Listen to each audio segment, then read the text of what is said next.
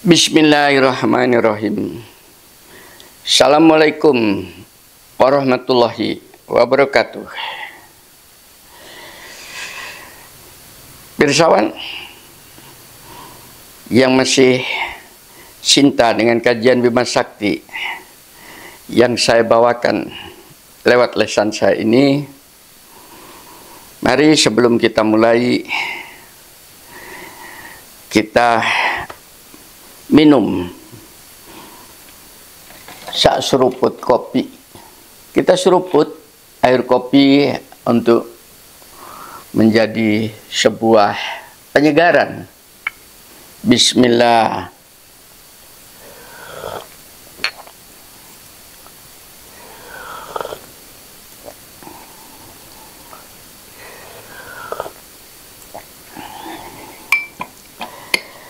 Ada istilah bahasa Jawa, ngombe sak seruputan kroso badan sumringah. Dengan minum seseruput seteguk air kopi, badan menjadi segar. Karena kopi singkatan daripada kokoh pijakan hidup, kokoh pendirian di dalam hidup.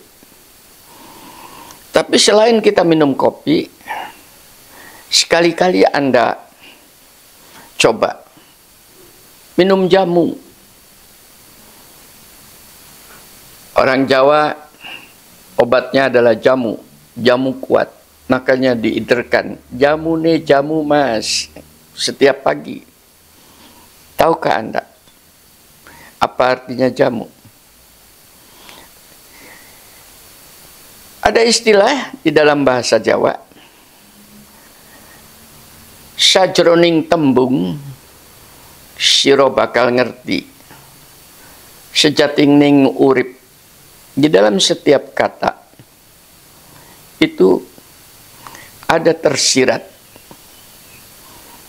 hakikat, ada tersirat makna tentang kehidupan. Nah, kalau Anda sering minum jamu, maka Anda akan tegar di dalam kehidupan sebagaimana tegarnya minum kopi tadi. Karena jamu adalah satu kata, tapi mempunyai makna. Dalam bahasa Jawa disebut jumenenging ati marang singgawe urip. Coba letakkan hati ini selalu terjadi koneksitas dengan yang menciptakan hidup ini. Itu bahasa Indonesianya. Itu jamu. Kalau Anda sering minum jamu, maka apa saja bentuk jamu yang bisa Anda seruput, Anda hirup, dan Anda akan menyebabkan terjadi imunitas di dalam jiwa Anda. Kalau jamu fisik, imunitas di dalam fisik Anda, tapi jamu yang saya sebutkan tadi, yaitu selalu mengingat kepada Allah, selalu menggadaikan dirinya kepada Tuhan yang menciptakan hidup, maka mempunyai makna. Itu akan terjadi hal sebagai berikut. Siap Anda mengikuti? Setelah minum kopi dan sekarang saatnya Anda minum jamu. Kita lihat poin-poinnya sudah saya tulis di dalam HP saya, supaya tidak lupa, karena informasi ini sering sekali saya dapat dikala saya melakukan renungan di malam hari.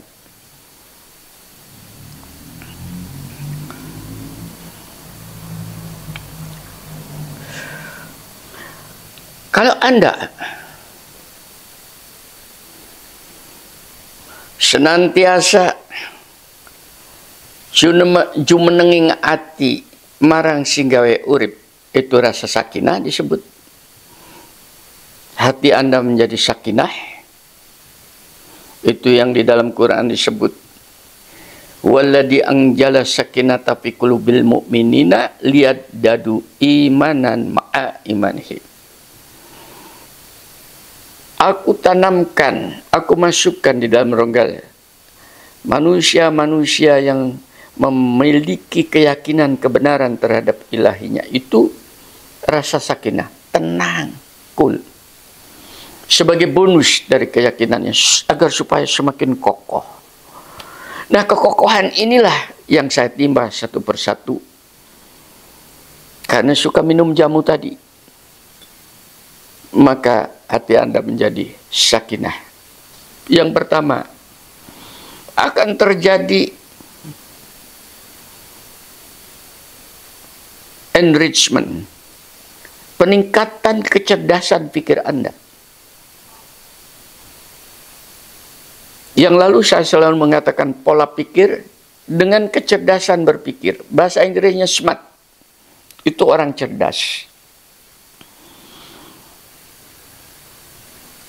Bukan orang yang lemot atau lambat berpikir. Jangan sampai.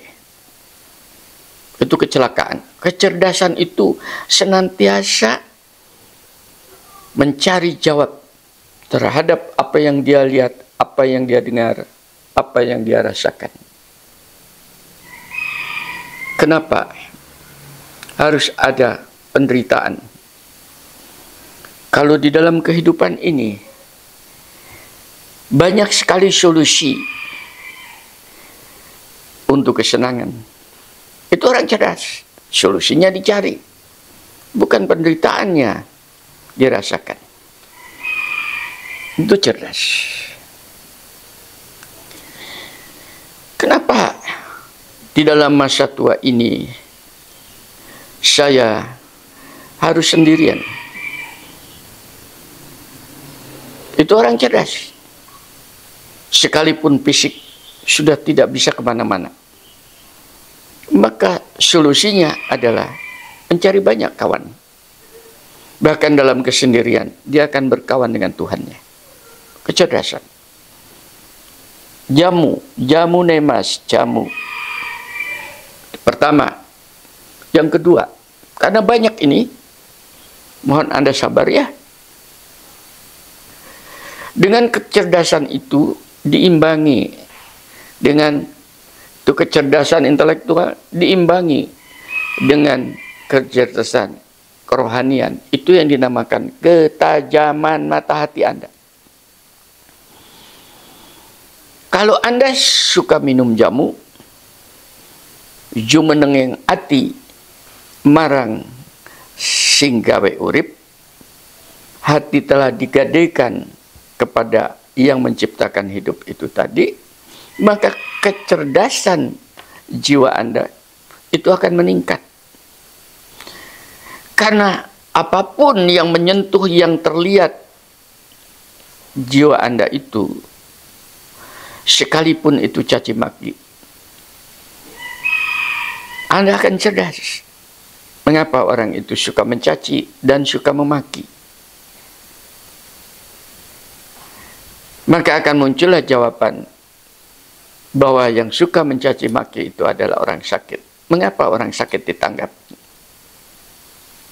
Itu kecerdasan. Ketajaman mata hati namanya. Karena pasangannya, mata jasmani, mata hati. Ini yang tidak pernah dilatih. Kenapa saya ditinggal mati oleh suami saya tercinta? Padahal saya suka berbakti dengan Allah. Sholat malam sudah saya lakukan. Puasa Senin Kemis saya lakukan. Berinfak mana-mana aku lakukan. Tapi kenapa? Orang yang saya cintai itu diambil oleh Tuhan. Sehingga saya menjadi menderita dalam lonely, kesendirian dan kesepian. Itu Anda tidak tajam mata hatinya, diasah. Dengan kematian suami Anda atau kematian istri Anda, diasah. Ada apa di balik itu semua? Cara mengasahnya bukan pada diri Anda, tapi kepada mereka yang sudah berangkat mendahului Anda. Itulah yang terbaik pilihan Allah. Kalau dia beriman, dia dimatikan dalam keadaan iman sebelum dia jatuh menjadi mungkar kembali. Karena sifat manusia itu dinamik. Kadang-kadang di atas kebenaran, kadang-kadang jatuh di dalam kemungkaran. Dia mati dalam keadaan beriman dalam kesolehan. Syukuri. Kalau pada saat itu yang bersangkutan itu mudah-mudahan dijauhkan, dalam keadaan hidup maksiat, penuh dosa, dimatikan. Supaya apa? Supaya tidak bertambah-tambah dosa dan maksiatnya. Dieliminir. Kalau toh yang bersangkutan itu kaya, alhamdulillah, berarti ada sesuatu yang diwariskan kepada keluarganya. Sebelum yang bersangkutan itu jatuh miskin. Kalau yang bersangkutan itu miskin, dimatikan, alhamdulillah. Karena orang miskin mati dalam keadaan kemiskinan, insya Allah dia tidak akan ditanyakan di akhirat nanti tentang kekayaan. Karena dia tidak memiliki apa-apa. Kalau dia mempunyai sebuah keyakinan yang dalam keadaan kebenaran, insya Allah sebelum dibelokkan oleh setan kepada keyakinan yang mungkar dan seterusnya. Itu namanya ketajaman mata hati. Dan untuk diri Anda yang ditinggal itu, disinilah alarm untuk Anda bahwa toh Anda pada suatu waktu akan menyusul seperti dia. Memohon kepada Allah agar supaya apabila memang itu pasangan hidup Anda itu membahagiakan di bumi ini, diperkenankan, dipertemukan kembali di akhirat dalam keadaan bahagia, insya Allah akan dipenuhi janjinya. Begitu caranya supaya hati Anda semakin tajam. Jamune mas, jamu. Yang ketiga,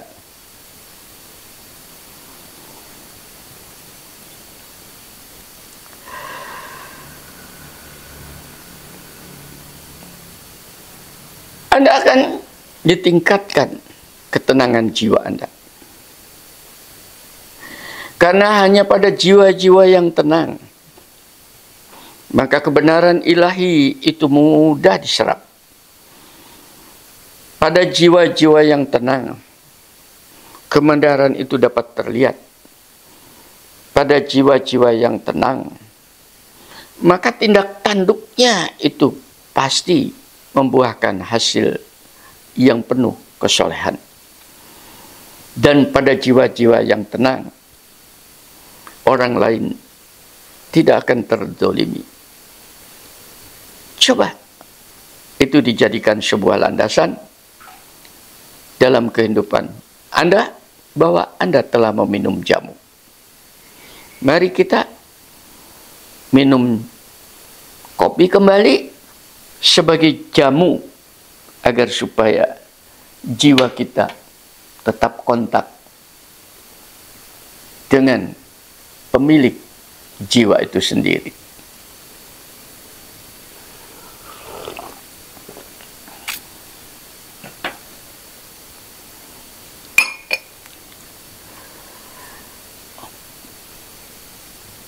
Oleh karena itu,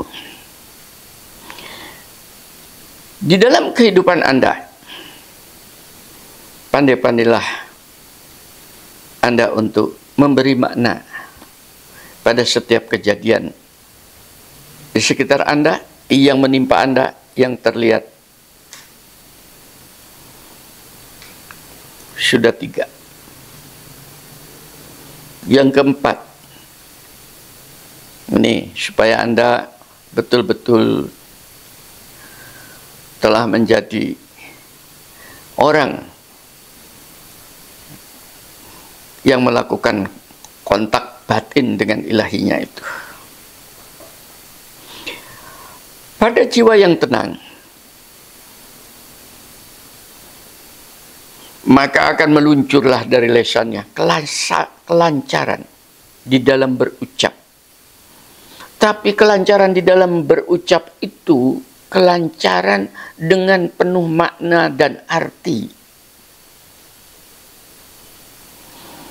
Bukan kelancaran lesan yang tidak bermakna. Karena ada dua, ada orang banyak itu ahli-ahli hukum berdebat. Anda lihat di persidangan itu. Tapi itu kosong semua, tidak bermakna.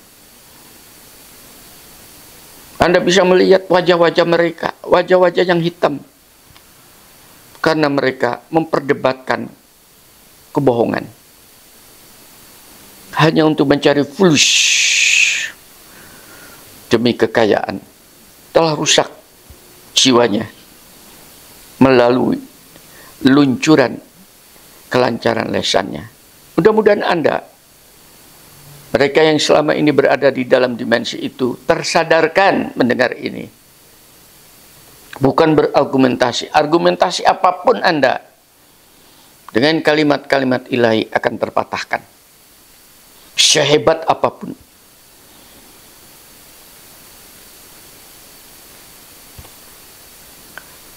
Dari jiwa-jiwa yang tenang itu, maka lesannya mudah sekali untuk menguntai dan mengurai kalimat-kalimat pengetahuan yang dia miliki. Sebagai contoh,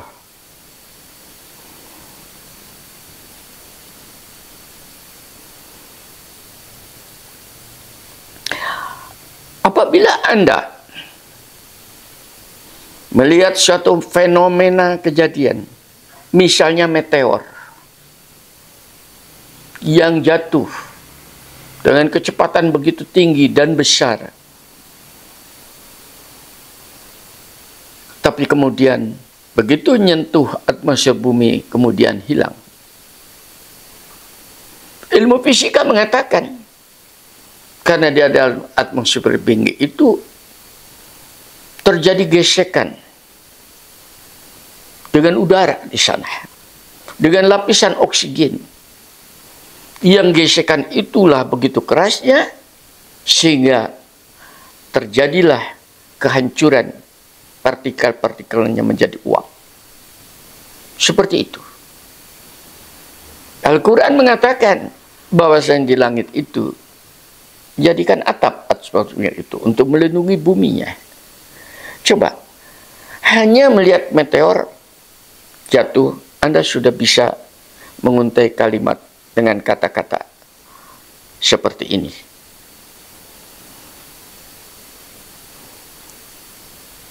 Itu satu contoh. Yang berikutnya, kalau Anda sudah bisa lancar di dalam menguntai kalimat lewat lesan Anda, coba tingkatnya. Kalimat-kalimat itu adalah kalimat-kalimat kebenaran, bukan kedustaan. Seperti saya katakan tadi, para hakim, para ahli hukum berdebat, itu kedustaan. Tapi seorang saintis di dalam berdebat, insya Allah kebenaran. Karena ada faktanya, ada buktinya tentang hukum-hukum alam. Ahli-ahli sosial berdebat, insya Allah kedustaan. Karena tidak ada buktinya, akan tetapi itu adalah sangka-sangka semata. Apalagi kalau argumentasi itu referensinya adalah Al-Quran. Sebagaimana saya sampaikan tadi. Insya Allah, argumentasi yang tidak terbantahkan itu. Karena satu kata, satu kalimat Quran, itu uraiannya kemana-mana. Dan Al-Quran itu sekali menantang. Anda silakan baca di dalam Al-Quran. Apabila mereka ragu tentang kebenaran Al-Quran ini, maka buatlah satu kalimat, satu ayat serupa itu. Apabila kamu memiliki argumentasi yang lebih benar, kemudian diuji, insya Allah akan terpatahkan dan kamu tidak akan sanggup membuat itu. Kalau kamu tidak bisa sanggup, kenapa argumentasi Al-Quran tidak kamu ikutin? Wahai ahli-ahli hukum, wahai ahli-ahli sosial, wahai ahli-ahli politik, wahai ahli-ahli humaniora, dan seterusnya. Kenapa? Itu tidak jadikan referensi hidup Anda untuk membangun ilmu Anda. Itu argumentasi kebenaran. Seperti itu. Jamune mas, jamu. Ojo lali. Yang keenam, orang yang suka minum jamu, ini pengertiannya bukan jamu fisik, tapi jamu rohani. Insya Allah dia akan dikasih kesehatan fisiknya, sekalipun yang diminum itu adalah jamu rohani. Karena jamu rohani itu akan menaungi, akan meningkatkan imunitas kerohanian Anda. Dengan imunitas kerohanian Anda itu, Anda tidak akan mudah terinfeksi oleh bisikan-bisikan, persangkaan-persangkaan orang, ancaman-ancaman orang, tipu daya orang, gendam orang. Sehingga Anda bisa tertipu. Orang yang mudah tertipu itu menunjukkan sekalipun fisiknya sehat, jiwanya sakit. Kalau jiwanya sakit, maka otomatis fisiknya akan ikut sakit. Oleh karena itu, bukan pada jasmani yang sehat terdapat rohani yang sehat, tapi pada rohani yang sehat akan bernuansa jasmaninya sehat. Anda bisa melihat seorang profesor yang tua ini di depan Anda saat ini, 75 tahun. Saya masih bisa mengangkati pot, menata dengan istri saya yang usianya sekitar 70 tahun. Hanya berdua. Membuat dekorasi dan sebagainya. Bercocok tanam. Kenapa? Karena jasmani rohani saya dan istri saya dikasih kesehatan oleh Allah, maka jasmaninya ikut terbawa. Jamu nemas, jamu ojo lali, jamu rohani.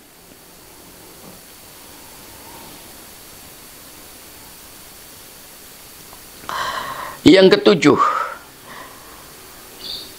pasti kalau fisiknya sehat, diharapkan adalah keterampilan tindakannya itu akan semakin terengginas, semakin cepat, semakin banyak, dan semakin luas tindak tanduk Anda sehari-hari.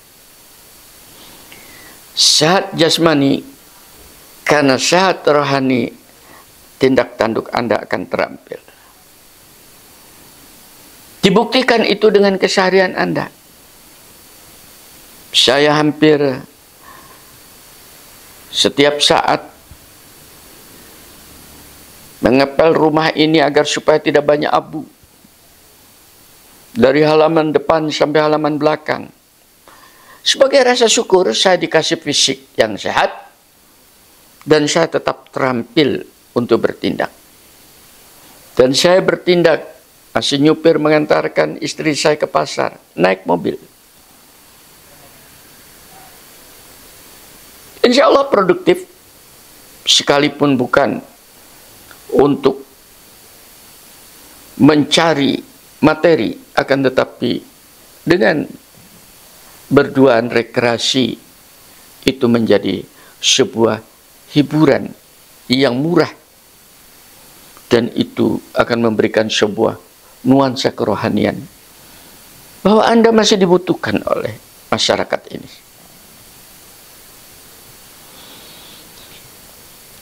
Nah, itulah yang menyebabkan kepedulian sosial Anda akan meningkat. Tolong jangan Anda cuek masa bodoh dengan kondisi orang lain. Yang tidak boleh Anda itu take over masalah orang. Tapi Anda kemudian memberi perhatian kepada masalah-masalah sosial di sekitar Anda, itu menjadi sebuah bukti bahwa Anda telah meminum jamu kerohanian. Contoh kepedulian sosial masyarakat, khususnya Indonesia, ini rendah dibandingkan dengan kepedulian sosial masyarakat Jepang. Kita masih membuang sampah sembarangan. Sekalipun Bu Kasur sejak kecil sudah memberikan nyanyian, jangan buang kulit pisang sembarangan, disitulah ada keranjang sampahnya.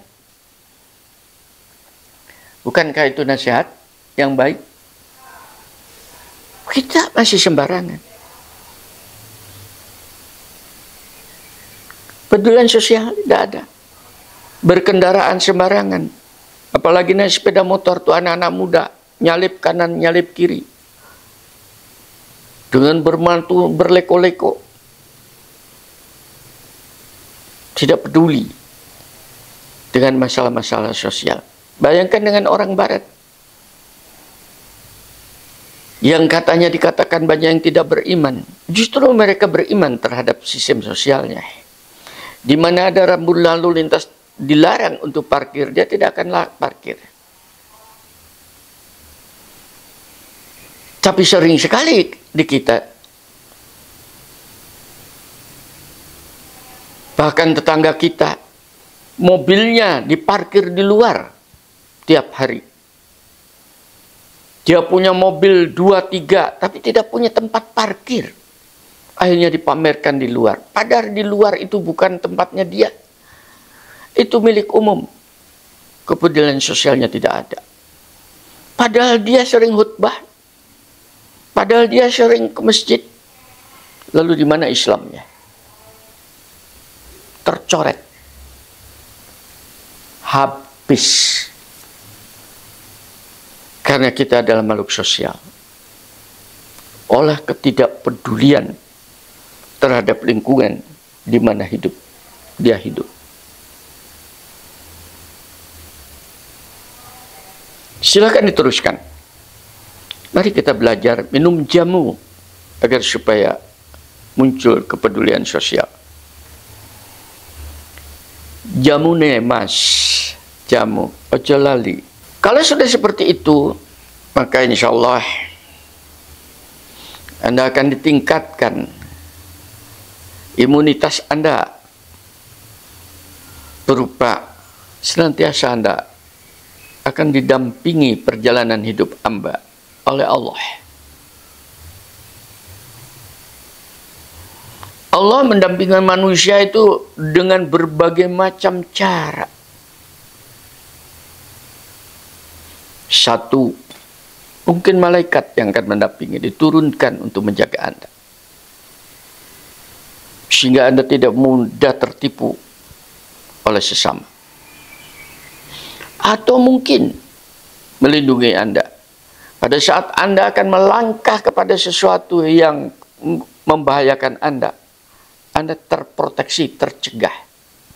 tidak tergapai itu. Itu cara Allah melindungi. Dan pelindungan yang lebih baik lagi, yang lebih hebat lagi, yaitu keluasan pengetahuan Anda.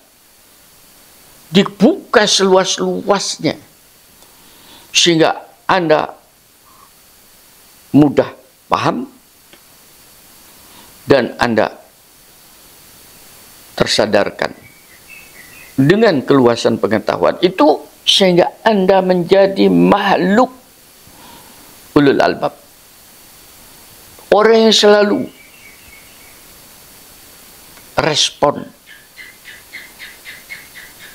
terhadap kondisi sekitar Anda, karena disitulah sumber pengetahuan.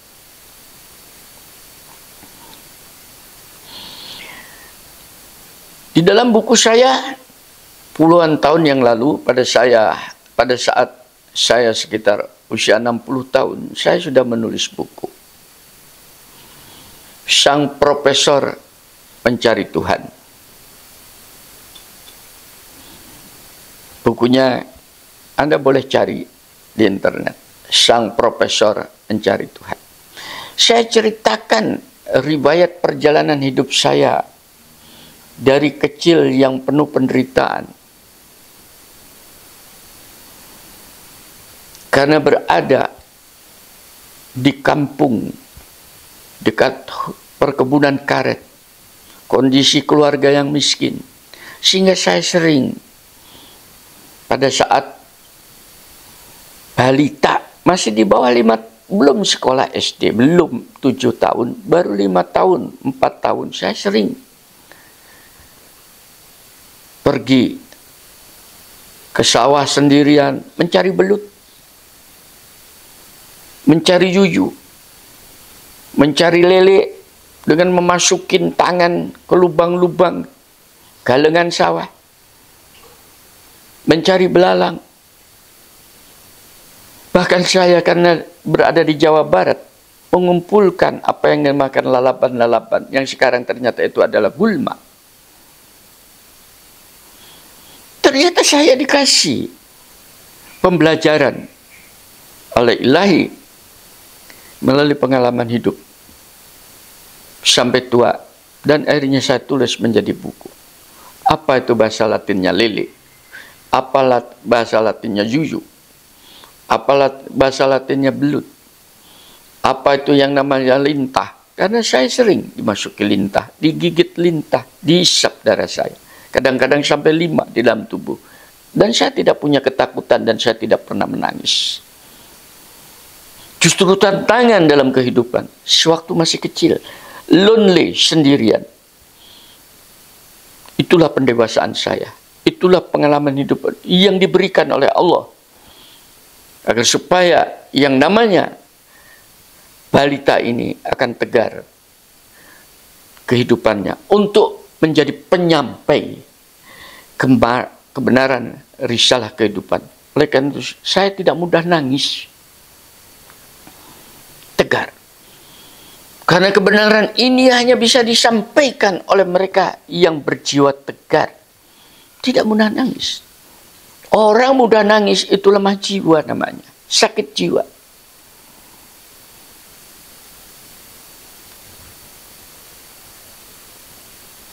Pengetahuan melalui sekolah, saya tidak mau berhenti, terus sampai tingkat PhD, doktor, dan tidak berhenti.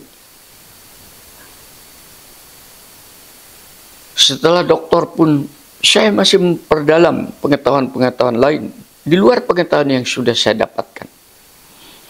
Perguruan tinggi sudah saya masukin dalam rangka untuk memperluas cakrawala dan koneksitas dengan sesama. Apalagi di saat saya masa setelah menjadi guru besar. Agar supaya mahasiswa-mahasiswa itu tadi diarahkan kepada keluasan pengetahuan. Insya Allah itu. Dan saya menyampaikan kepada Anda, Karena Al-Quran Nur Karim sebagai sumber ilmu pengetahuan, saya buka, saya bedah ayat per ayat, saya analisa, saya bikin hipotesis, kemudian saya melakukan satu penelitian, dan seterusnya. Akhirnya saya mendapatkan jawaban, dan jawaban-jawaban ini yang saya berikan kepada Anda. Kadang-kadang di dalam merenung sedikit saja, saya mendapatkan pengetahuan tanpa saya mencari. Itu namanya ilham. Dan itu sudah diberikan di dalam Al-Quran. Siapapun. Kepada siapapun. Termasuk Anda yang saat ini mendengarkan. Hanya masalahnya mau atau tidak. Anda diluaskan pengetahuan. Jamu mas. Ojo lali. Ngombe jamu. Jenjeme ati.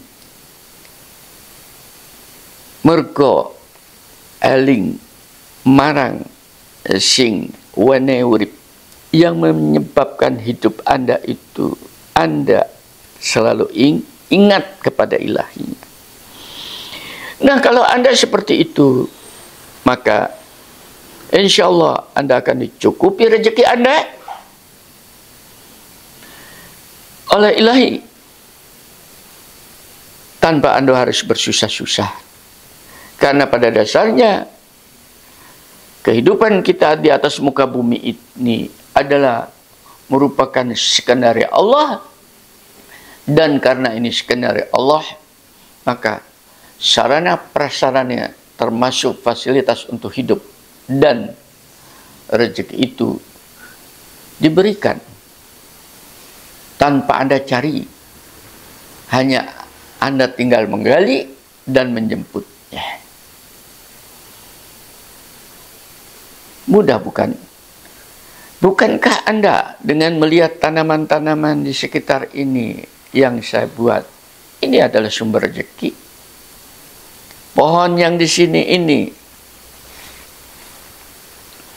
saya ambil sebagai satu contoh supaya menjadi sebuah kenyataan.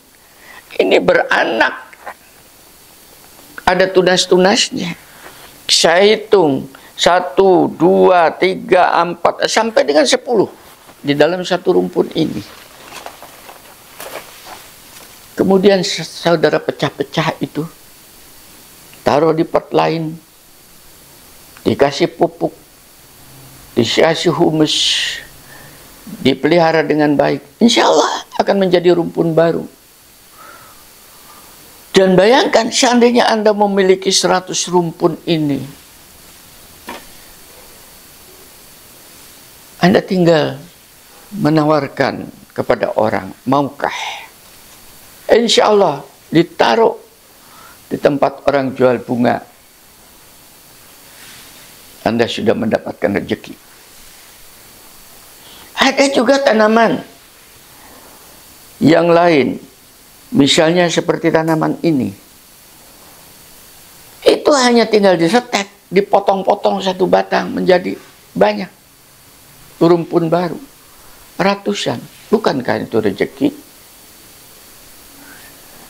yang ada di sekitar Anda? Bahkan air minum ini sumber rezeki. Pernah Anda berpikir tentang air aqua? Segelas air aqua itu hampir sama harganya dengan segelas teh. Padahal air aqua itu modalnya kecil. Dia dari orang yang punya kreativitas mengambil air di sumbernya.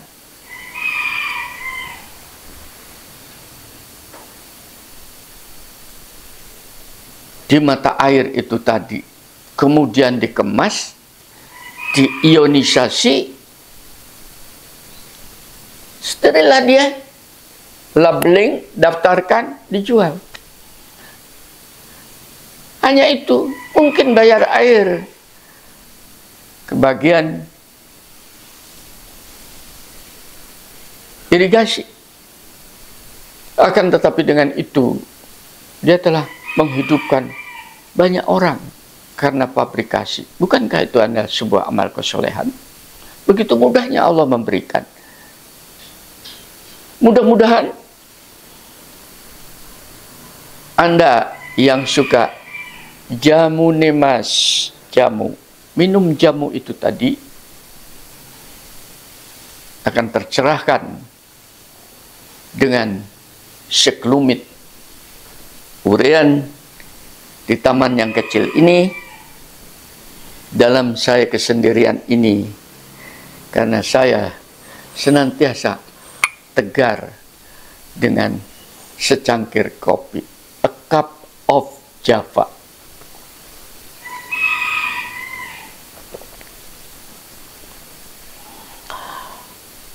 A cup of Java, secangkir kopi Jawa, jenisnya Arabica, telah menguasai benua Eropa pada saat zaman Hindia Belanda.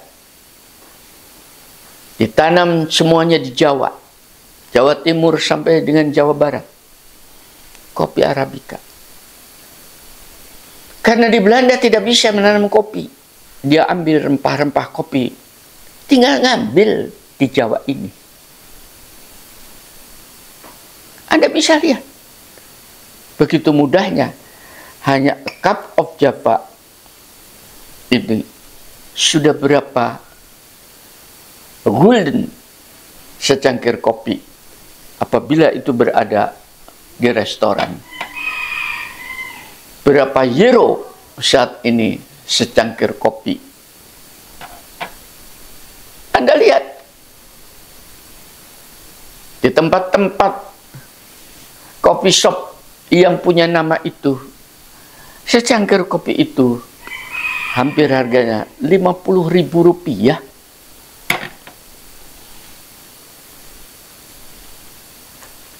Padahal itu hanya mengaduk ngasih gula. Bagi mereka yang suka gula, hanya memberi air, selesai.